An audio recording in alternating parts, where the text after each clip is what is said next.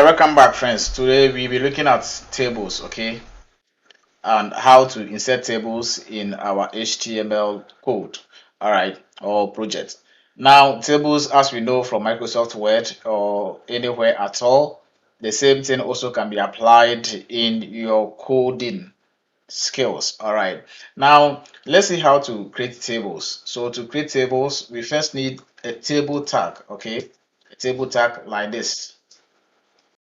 Now we need a TL tag, okay? That is the table row. So inside the table row, we still need TH, okay? Talking about the columns, okay? Now let's inside on ordered list items, okay? Something like this. Let me copy the same thing here. Then I bring it here. So here I have to change this one to table data, okay? And I would like to change this one to, now let's save it and check it in a browser. Refresh. And there we go. Okay, let's add more content. So I'll copy this code, I'll grab it here and bring it here. Now I can change the content.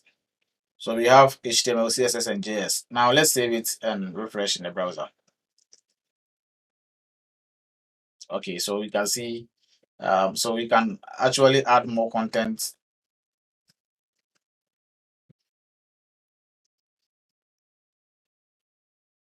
And you can see it goes on and on. All right.